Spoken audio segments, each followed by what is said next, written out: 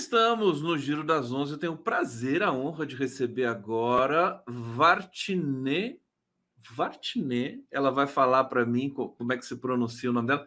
Kalaidjan,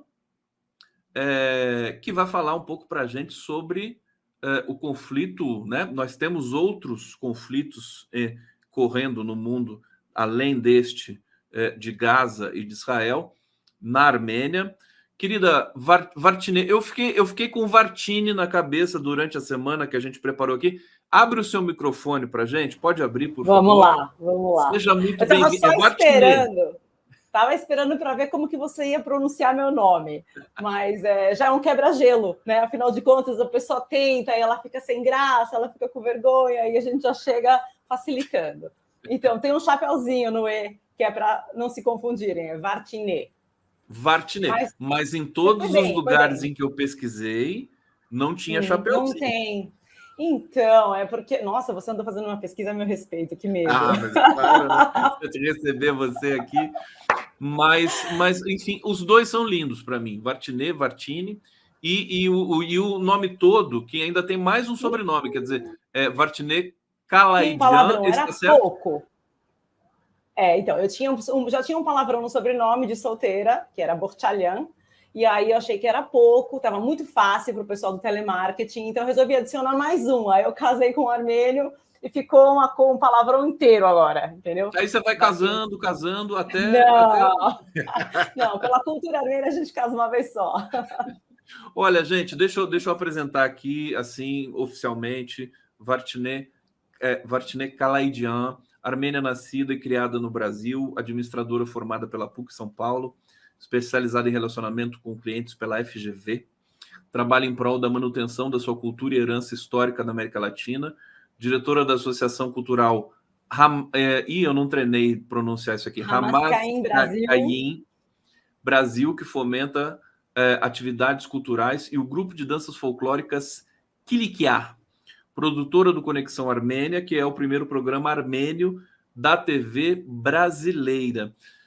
Você nasceu na Armênia? Eu nasci aqui. Você nasceu no Brasil?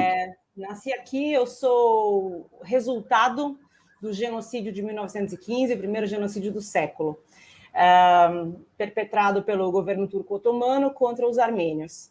Meus avós ficaram órfãos aos 5 anos, foram parar no Egito, na Grécia. Meus pais nasceram nesses países respectivos e se conheceram aqui no Brasil. Que história fantástica. Você nasceu em que cidade? Desculpa, eu nasci em São Paulo. Nasceu em São Paulo. Para os armênios, a gente sempre fala, se alguém pergunta, mas por que você fala que você é armênia? Você não nasceu no Brasil? E aí eu venho com uma coisa muito simples. Se você plantar uma rosa num vaso de margaridas, vai nascer o quê? Uma rosa ou uma margarida? Claro que nós somos muito gratos pelo Brasil ter nos acolhido e ser um país onde permitiu que os armênios crescessem e contribuíssem tanto. Mas as nossas origens, como nós somos tão poucos, Conde, se a gente não se sentir como parte da sua origem, é muito fácil a gente se perder com o passar do tempo. Os armênios têm uma história de 5.000 anos e a gente tem que lutar a cada segundo para manter isso vivo. Olha, a Vartine faz um programa, como ela disse, como eu disse aqui na biografia, primeiro TV sobre o povo armênio na TV brasileira. Tem um canal do YouTube, eu vou colocar na tela aqui para vocês o endereço, a Conexão Armênia, que é o nome que está ali na tela da Vartine. Olha que lindo isso aí, a canequinha. Eu te mando uma para você tomar enquanto você faz o programa, assim você faz essa propaganda. Sem dúvida. Olha só, que maravilha. E o Instagram da Vartine, que deixa eu ver, não está querendo entrar aqui? Vai lá, Instagram. Do Conexão Armênia. Pode seguir do Conexão Armênia mesmo, afinal de contas, é uma forma das pessoas ficarem atualizadas com o que está acontecendo. É porque o seu Instagram é isso aqui? Vartilinda, né? É isso? Esse é o meu, Esse é o seu pessoal. É a cor do Conexão, né? Isso. Não, mas é uma barata. Falei que pesquisei você. Pesquisar para a gente... Olha, vamos falar um pouco, vamos falar então da questão armênia. A gente teve ali quase que um outro genocídio agora naquela região. Eu vou até colocar um mapa aqui na tela para a gente se localizar. Ótimo, isso bastante. no Karabakh, as pessoas né? têm um pouco de dificuldade de entender como que esse território estava no mundial e era intitulado Armênio. Perfeitamente. Nagorno-Karabakh era o nome dado pelos russos e o nome que os armênios dão é Artsakh. Artsakh, República de Artsakh. Explica para a gente. Eu acho que talvez você precise fazer uma contextualização, né, histórica, a história do povo armênio. Quer dizer, o povo armênio também tem uma diáspora, né? E que, aliás, você diz nas suas resenhas, nos seus comentários, que ainda bem que teve uma diáspora, né? Porque daí o povo se torna invencível, né? Fala um pouquinho para a gente dessa Vamos lá. origem.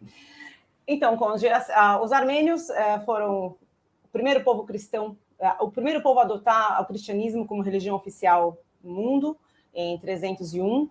A Armênia foi onde parou a Arca de Noé, em cima do Monte Ararat. Então, eu sempre falo que se realmente a civilização renasceu da Arca de Noé, somos todos armênios. Na verdade, as pessoas só não sabem disso. Nós temos 4.519, se não me engano, anos de história. Desde a época da Torre de Babel, já ali se separou uma das pessoas, o Haik, criou o povo que falava o armênio, o Hayeren, que é a língua armênia, e criou o país Hayastan, que é a terra de Haik. As terminações Tan, né, Kurdistão, Hayastan, são todas terra de. E durante a sua história, a Armênia teve, inclusive, territórios de mar a mar. Tínhamos grandes conquistadores, teve um rei de Kran o Grande, que era como se fosse o nosso Alexandre o Grande, que conquistou terras. Então, muitos povos da Europa, inclusive hoje, têm características de armênios. Existe uma grande semelhança com os países bascos. Então, se você parar para ver, nós nos misturamos muito com o passar do tempo, mas sempre mantivemos a nossa história no nosso território. Em 1915, os armênios sofreram esse grande genocídio perpetrado pelo Império Turco-Otomano. A intenção era muito parecida com a que existe hoje, que é o plano do panturquismo, de fazer com que a Turquia e o Império Otomano tomasse conta de todo aquele território, chegando quase até a China. Hoje, a Armênia é um empecilho para que isso aconteça, é o único país cristão ali no meio, encravado entre Turquia, Azerbaijão e Irã. Então, isso gera oportunidades para que vários conflitos possam ocorrer. Em 1900, quando caiu a União Soviética, vamos falar assim mais simples para contextualizar as pessoas, Stalin resolveu dar um pedaço da Armênia e criar um novo estado chamado Azerbaijão. O Azerbaijão nunca existiu antes de 1918. E esse território que foi dado, ali no meio tem uma parte, esse território era armênio, foi dado, ali no meio tem uma parte... Só fazer um comentário, desculpa. Sim. Esse negócio de dar território não dá certo, não, né? Você vê que em Israel é a mesma coisa. Desculpa, só para registrar. Engraçado como as pessoas simplesmente se veem no direito de dar algo que nem é seu. Afinal de contas, quem era Stalin? Por que ele resolveu dar um pedaço, né? As pessoas moravam lá, 90% da população desse território de Artsakh. Você conseguiu achar o mapa para a gente mostrar para eles? Sim, deixa eu colocar aqui na tela. Tá, então, isso aí, ó. Esse território, deixa eu pôr o óculos, em vermelho e o marrom mais escuro, né? Vermelho mesmo a parte do marrom mais escuro é o que a gente chama de buffer zone, que seria a zona de segurança. Afinal de contas, uma vez isso sendo tomado pelo Azerbaijão, a gente ficaria com um território vermelho, isolado da Armênia, né? E em volta, imagina você ter um pedaço de terra vermelho, isolado no meio e cercado totalmente pelo Azerbaijão. Também repete o que acontece em Gaza e Cisjordânia. Desculpa, só comentando.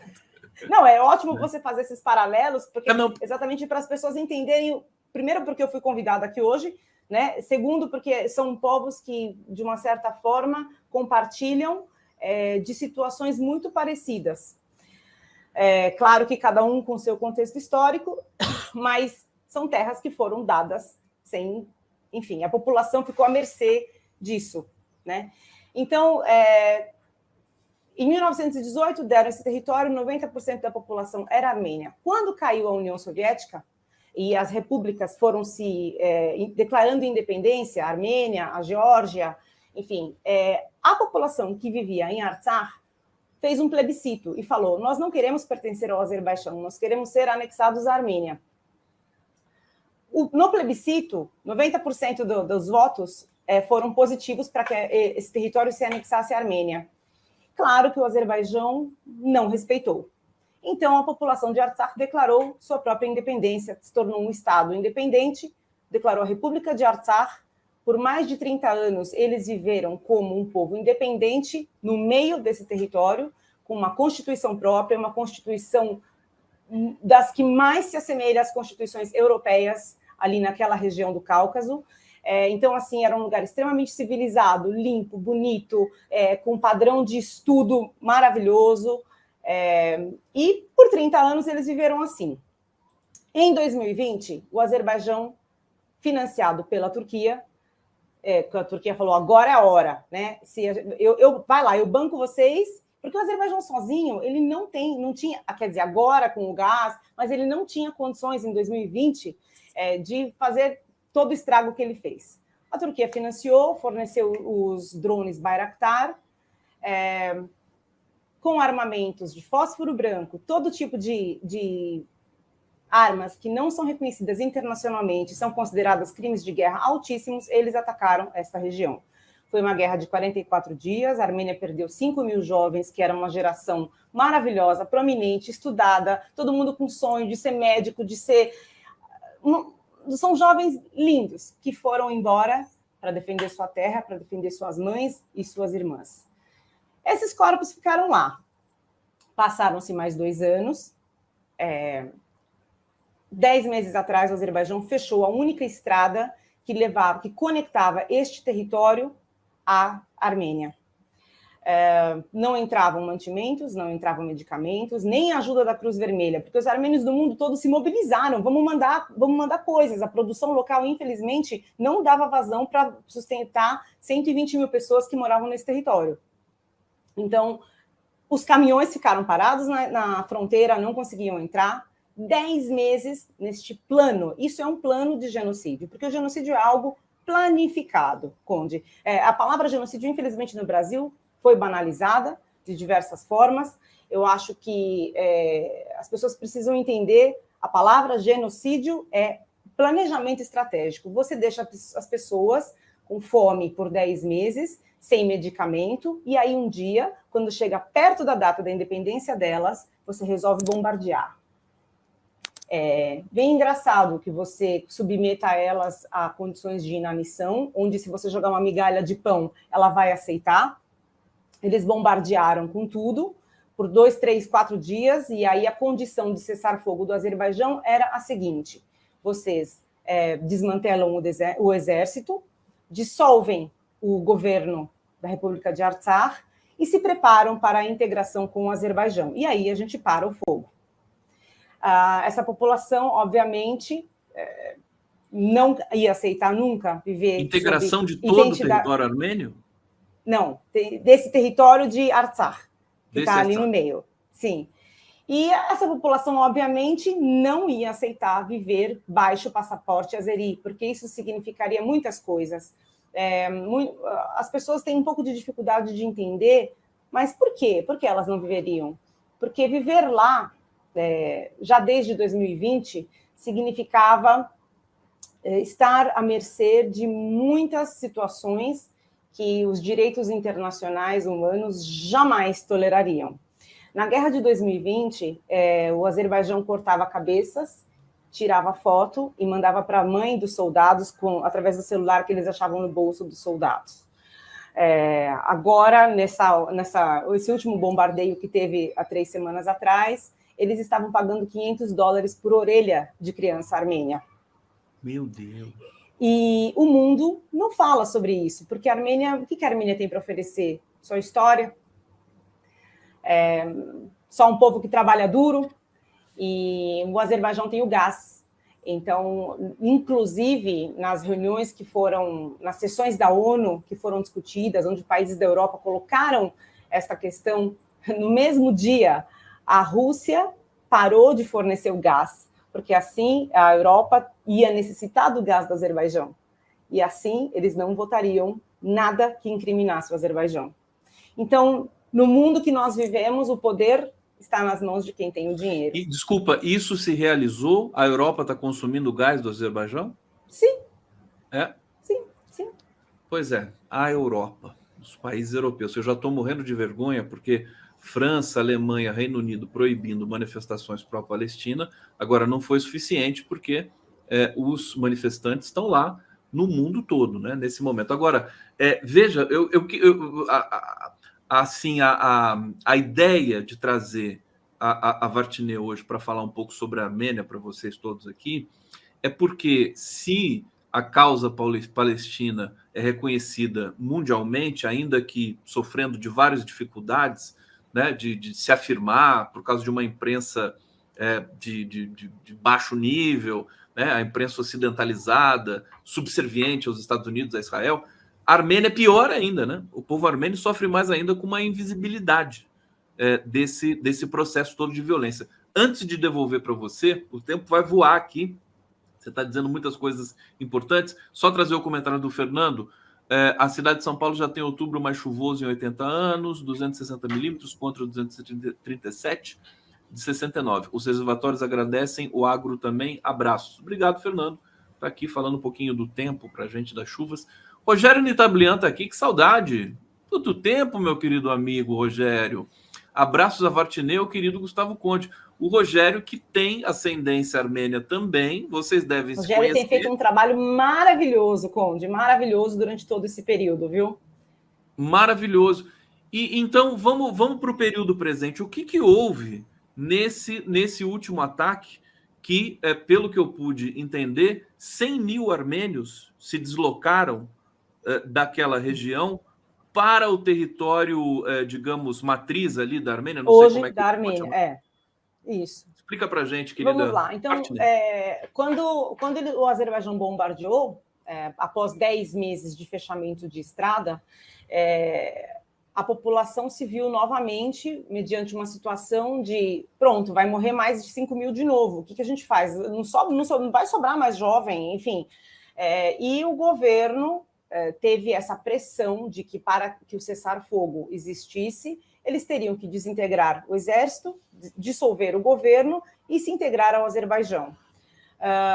Infelizmente, por a gente perceber que a gente não tem armamentos suficientes e a gente enfraquecidos após uma guerra que não faz nem 2 anos e os armamentos que o Azerbaijão tinha para atacar seriam devastadores para a Armênia. O governo acabou cedendo, a população não aceita ficar lá, porque sabe do que vai acontecer. Imagina, você vai poder deixar seu filho para a escola se você não sabe se ele vai voltar com a orelha ou não?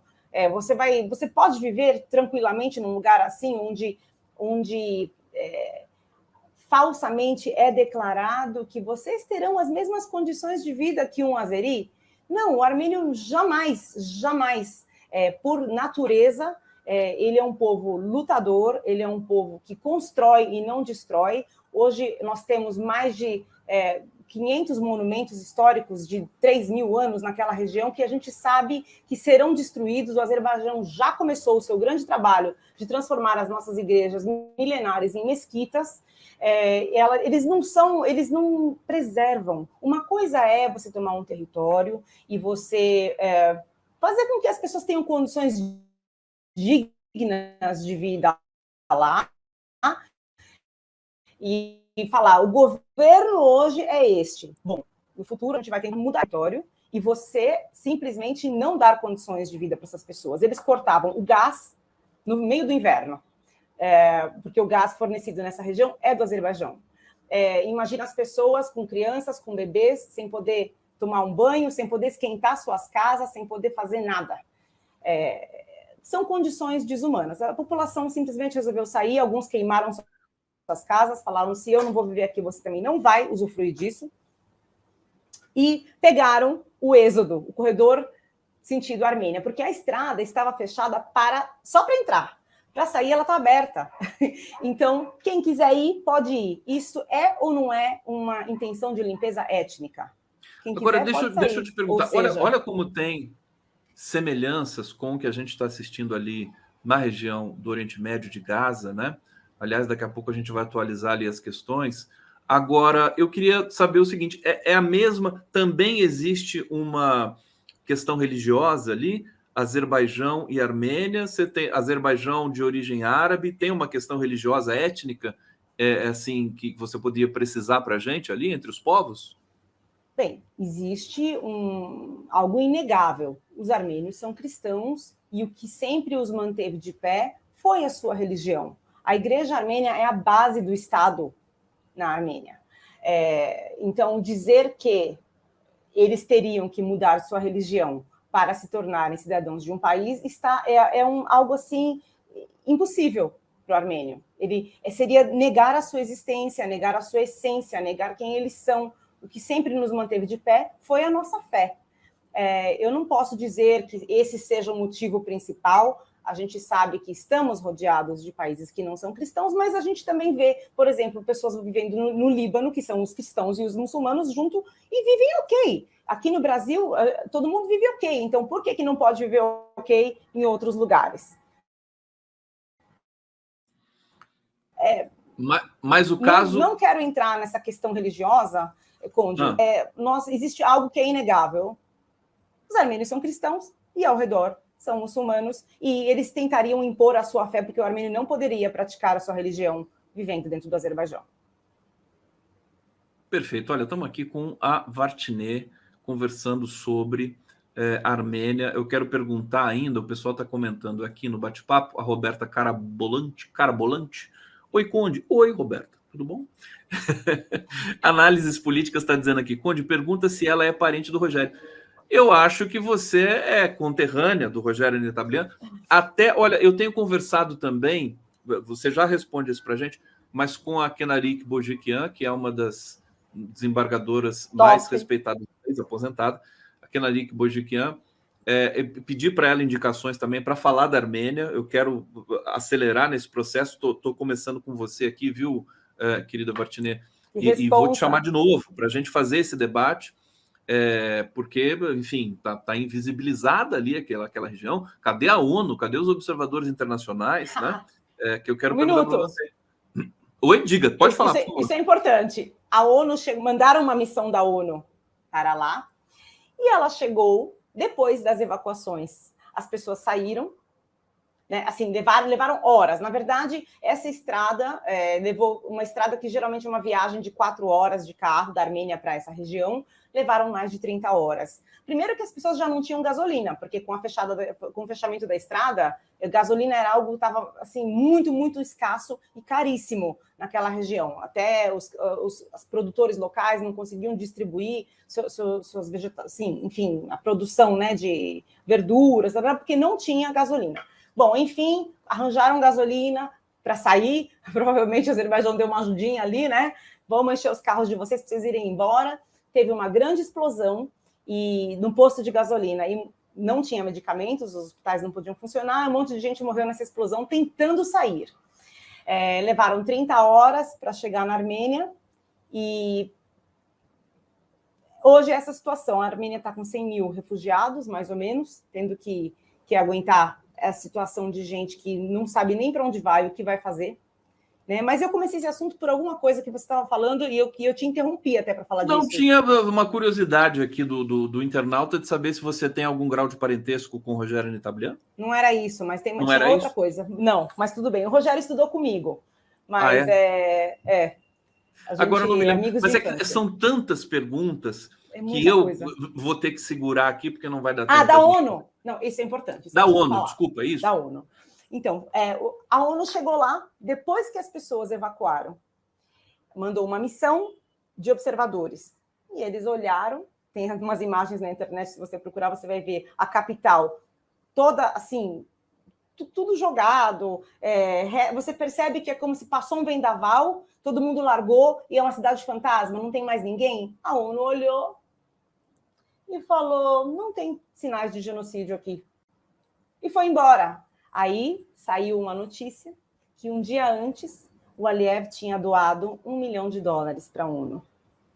Aí eu te falo, Nossa, a ONU A ONU realmente está deixando atinge seus objetivos. Uma situação muito delicada, né? Enfim, já não é de hoje. Olha, muita gente comentando aqui. Deixa eu trazer alguns desses comentários. Sidney Carvalho, problema da Armênia. Deixa eu até aumentar aqui o tamanho do comentário para todo mundo poder ler direitinho. Eu coloquei aqui pequenininho. Espera aí, vamos lá. Problema da Armênia foi a independência da União Soviética em 91. A Vartinet falou disso aqui. Se pertencesse à Federação Russa, não sofreria essas agressões. Mas se pertencesse à Federação Russa, sofreria outras. Exatamente, Conde. Teria outro problema. O Pedro Veloso está dizendo: o grande cantor Charles Aznavour é armênio. Eu não sabia disso.